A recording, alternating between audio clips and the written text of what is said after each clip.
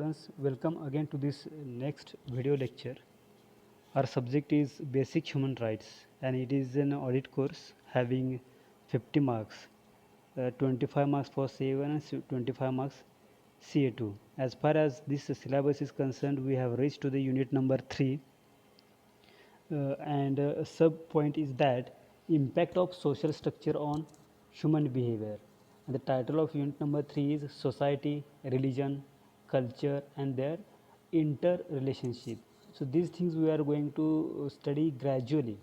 So first of all, let me clear the term of society. So in short, so society is the organization. It is also organization or institution where all people come together having an ethical attitude, positive attitude to complete its needs. Okay, so it is the definition, short definition of about the society. So sociologists have formed their definitions, but as a human being we must know we are the part of society, and society includes the people, proactive people, and those have their particular goal or target, and for completing that target all people come together. So it is a society. So our sub point is that impact of social structure on human behavior. So as far as our point is considered, that is human rights, we all are human beings. We all human beings are residing or living in the society. So our behavior, for example, my behavior is different and your behavior is different. That is called a human behavior. And society has a structure that is called a social structure, and it has impact on our human behavior. So here the social structure is defined. So let us see what is that social structure, in what way it is defined. So social structure is the framework of societal institutions. So we may say that it is a framework of societal institutions. Okay, so what are the societal institutions or institutions that are residing in the society? Those are politics and religion, and it is also a framework of social practices like social roles that make up a society and establish limits on behavior. So social structure comprises social institutions and social practices, and these two things make up a society, and that establishes limits on behavior. Again, in our society we observe the social interactions. So social interaction is the process by which people act toward or respond to other people. Obviously in this process, in social interaction, or we studied the communication skills, that we communicate each other. So human being has got that feature to communicate, and that's why society retains forever. And here social interaction is given, and social interaction is the part of society where this process goes on with people and by the people and for the people, we can say this way. So we act toward, people act toward and respond to other people, or one person respond to other people, and it is the foundation for all relationships and groups in society. So to retaining the society, or for long living of the society, we must communicate, we must interact with each other. So that is called here social interaction. But somehow somehow that society is disturbed because of the violation of human rights, because of not giving the dignity to the human being who is residing in the society. So here image is given, next slide is given here, in which all information is explained. That is a social structure. Now see, social structure comprises statuses and roles, and these statuses are again classified into two categories, that is ascribed and achieved. So we may discuss again in detail what is ascribed and achieved in next slides. And roles are also depend on the expectations and performance. So see here, social structure refers to the way society is organized. So in what way society is organized, then we can say that it has a particular social structure. Okay, so right now we have different social structure. We say that or in UPSC or MPSC exam, or in our civil organization or civil society, we say that he is the classroom officer. In civil services, he is classroom officer, he or she is class 2 officer. That categorization is also is a part of social structure. Okay, again, in our society we observe that we say that this person is belong to high caste and this person is belong to low caste. So indirectly we have made a social structure, but according to the democracy or according to the constitution, we cannot say that these are the authentic social structure available by observing on the basis of race, caste or ethnicity. Okay, so status is a position in a social structure. Okay, the person who is living in the society got that status. It may be incumbent or it may be occupant. Okay, incumbent means it is posed, that status is posed on that particular person. For example, the son of a MLA or MPA may be in future a political leader or may not be, but social activist, the supporters of his party will give that status, give the status of that son to that son of that political leader, that he should be a political leader like his father or mother. For example, Pankaja Munde also got that status as a political leader. Okay, somehow she may be interested, or her supporters of Gopinath Munde might be given her support to be a political leader. So it is called here incumbent status that she has got. So role means how we generally expect members of a status to behave. Means, for example, Pankaja Munde, what her role may be? Her role is to serve the society, as she is a member of parliament or MLA, member of legislative assembly. Okay, so this that role she has possessed. Likewise, as a human being, we got the statuses, and according to that status, we have role, and some people expect that thing should be done by that person who has that particular status. That's why it is said here how we generally expect members of a status to behave. According to that status, that person should behave, and that is called here role. Okay, so we can think of sets of statuses as different ways of categorizing people in different situations. Examples are given here, that is family statuses. We got the status in family as a family head. Okay, we got a status in a family as a father, mother, daughter and son. Then occupational statuses, that is peon, clerk, dean and so on. Then social class statuses, as a social reformer, as a social worker, as an activist. Then demographic statuses, etc. So these are the example of statuses. Then it has two types. Statuses has two types. Have two types, that is achieved statuses and ascribed statuses. So let us see what is that achieved statuses. So positions that are achieved by the individuals for themselves, but not always on purpose.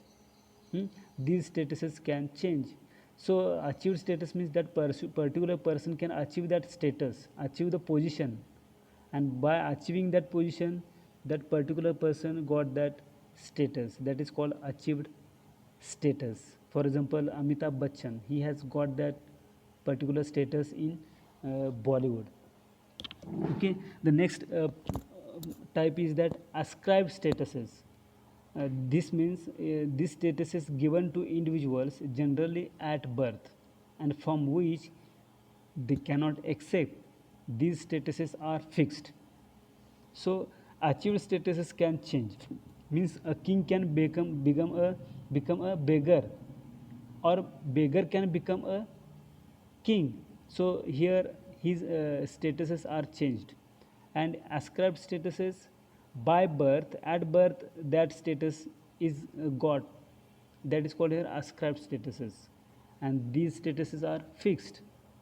Okay, they cannot accept from these status got by the birth. Then master status is the most important status that a person occupies. For example, being a member of religious community, then racial or sexual minority, homeless or gender. And status symbols are material signs that inform others of a person's specific status. For example, wearing a wedding ring proclaims that a particular person is married. Okay, so this is called here status symbol. Again here we will get clear idea by observing this slide. Okay, so this having this kind of material signs with you indicates status symbols. It is related to status symbols. So in this slide you will clear about the roles and statuses, how we can visualize roles and statuses. For example, here Teresa, status is held by Teresa, a 35-year-old. She is playing the role of a wife, mother, and full-time secretary. Okay, so roles corresponding to her various statuses given. So she as a mother, what are her roles as a mother? She is firm with children in setting boundaries. She cooks meals. She helps children with homework. She buys clothes for children. These are her roles, and her status is mother. Okay, again her status in society as a mother, she is playing these different roles. Then as a secretary, her roles are to differential to boss. Again means whatever task is given by boss, she has to perform there. Then her next role is proofs her boss's correspondence, means whatever correspondence, email or written communication, she has to compose or check it out. Then she takes minutes at staff meetings, so takes note down the minutes of meeting throughout the meetings conducted in her offices. Then she serves as first point of contact for bosses contact clients. Okay, means whenever the clients want to meet the boss, first of all they have to meet Teresa as a secretary. Again she is performing the role as a wife. So as a wife, as a status of wife, what are her roles? See here, she occasionally disputes husband, mostly agrees with him. Then she send birthday and holiday greetings on behalf of her husband. Then she listens to husband's gripes about his job, and she is sexually intimate with husband at mutually approved times. So these are the roles as according to the statuses, and we have the same things. We are following the same things, that is statuses and roles we are playing in our society. So this is the exercise for you. You may do likewise that. Teresa, what are your statuses and what kind of roles according to your status you are playing in the society? So the evolution of the mother status in Teresa's life is given here. So socialize, first is socialization. Teresa learns to be a good mom and wife by playing with baby dolls as a child. Means for making her child social, she also plays with a child as a baby dolls. Then occupying statuses and playing roles. She has occupied status as a secretary. So Teresa learns what parenting is really like when she has her first child at 26.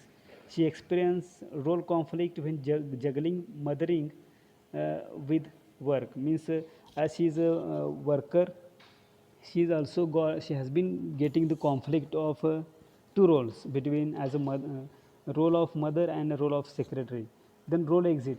Teresa becomes confused about her role when they move off to college, gets paid to have something to dote on, and eventually accepts a new identity as the mother of increasingly autonomous children. So here roles, again definition are given, two concepts are given regarding the roles. So how we expect our occupants of a social status to behave and their attempt to meet those expectations in role performance. And role means we know that it is a common denominator among all occupants of a status, that is what they all have in common. Then role conflict, role conflict is a situation in which incompatible role demands are placed on a person by two or more statuses at the same time. For example, a single person can be a dean, or same person may be getting doing the another job, subsidiary job as a principal. Okay, and that time same person got the role conflict, whether he should play the role of dean academics or whether he should play the role of principal. So that time that person will get the role conflict, but he has good status, but according to that status, while playing the different roles, he may face the role conflict. So second number or component of social structure is that social groups. Okay, somehow we have discussed the point that is society, what is called here society, and again we observed, let me take you there. See, we observe these two types of statuses, ascribed statuses. Now see, here I want to mention ascribed status means at birth you have got the status that you are belong to downtrodden, you are belong to Dalit, you are belong to slum area, you are very rich, you are belong to high five family. Okay, so that mark is given, status is given at the birth, and this ascribed status somehow can violate the basic human rights. Okay, so same thing we are discussing here in this current PPT.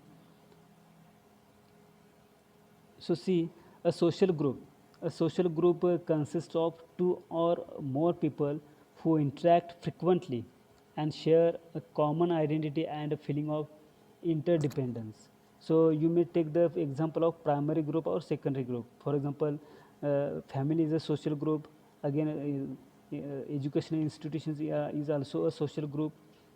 Okay, so in these two types of groups, we frequently interact with each other, we share a common identity and feeling of interdependence. For example, here that social group is classified into two categories, that is primary group and secondary group. Family is our primary group, okay, and educational institution is secondary group. Now see, primary group, what are its features? It is generally small. Again, relatively it has a long period of interaction. Obviously in a family we communicate with long period. Then intimate face to face association. Again, we have some emotional depth to relationships, and we are cooperative and friendly in primary groups. And in contrast to, or versus to primary group, in secondary group it is usually large, relatively short duration, and often temporary.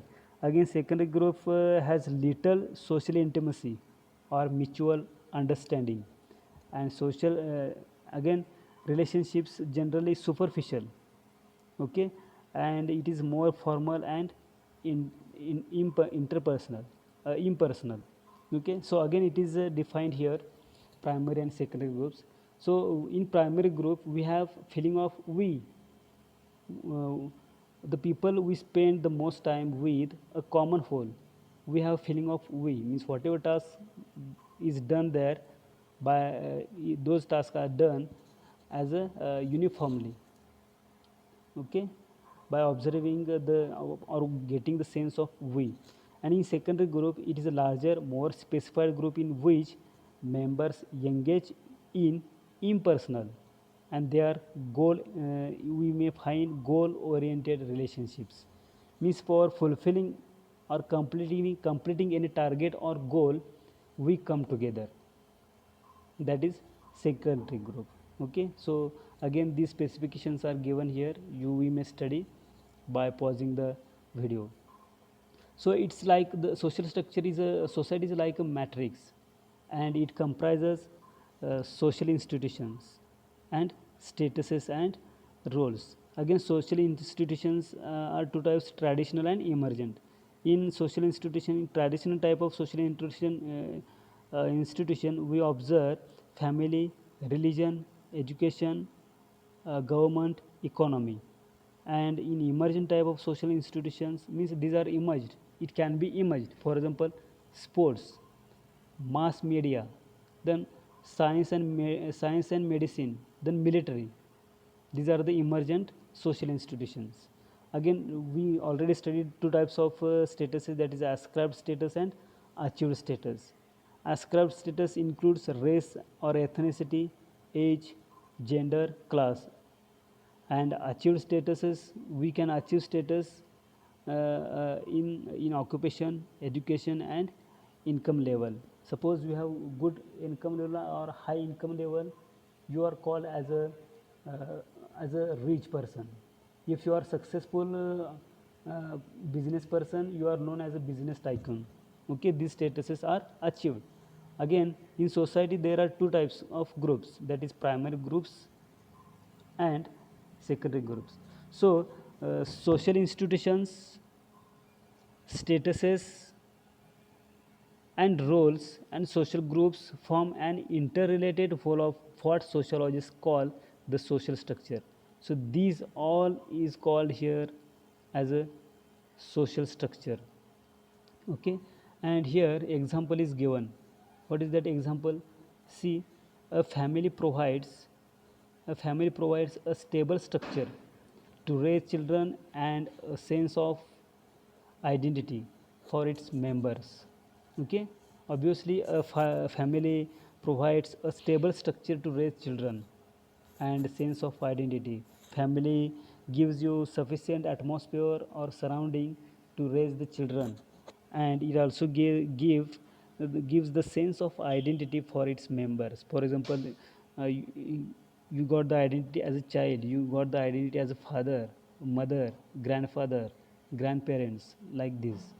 Okay, so it may consist of a mother who cooks and cleans, so more focus is given here to mother in family. So social structure is made up of statuses and role. Okay, and a status is a position in a societal structure, and the role is how we generally expect members of a status to behave. And statuses and roles exist independently of their incumbents and occupants. Incumbents means it is imposed on someone. For example, suppose you are a person, but responsibility given as an academic dean, responsibility given as a principal. Okay, and occupants means you occupy that on your own. Okay, so social status is a position that a person occupies in a social structure, and it has two types: achieved status and ascribed statuses. And role is the sum total of expectations about behavior attached to a particular social status and how we expect occupants uh, of a social status to behave. Then occupants of a social status are expected to perform certain roles. For example, Amitabh Bachchan has got that status of a Bollywood actor. Accordingly, he should perform certain roles. Then role means the common denominator among all occupants of a status. Example, I have the status of teacher. My role is to teach. So, to playing these different types of roles, there may be some problems. That is a role strain, or status inconsistency, or role conflict. So, role is a set of behavioral expectations associated with the given status learned in the socialization. Then we have expectations or role expectations, that is a group of society's definitions of the way a specific group ought to be played. Then we have role performance, means how a person actually plays a role. We have role conflict, means same person cannot play different roles. Then we have role strain, means it occurs when incompatible demands are built into a single status that the person holds. Okay, then role distancing means single person creating an appearance of a distance or mentally distancing oneself from a particular role or status. means creating an appearance of distance, means suppose I am an actor, so I only devoted uh, to to doing the actions only in the movies, but not involved in the social functions. That is called here role distancing. Okay, so these things we observe here. What is the society, what is the structure, what is the social structure, and how roles and statuses are formed, what are the two types of statuses, that is ascribed and achieved, what types of roles are attached to that particular statuses. Okay, so these things can affect the human behavior. Okay, if you are called as a rich person, business tycoon, then as business tycoon you should be aware that what are human rights. Although you are business tycoon, you are a common person. You are a common person in the sense that you are equal, because rich and poor are equal in the eyes of the law or in the eyes of the constitution. So we all are equal, but we should not discriminate other people by observing his status or roles. Okay, that's the saying I want to say, that here is the relation of your status and roles with human rights. So we may again discuss in next video lecture its second part. Till then, thank you and have a good day.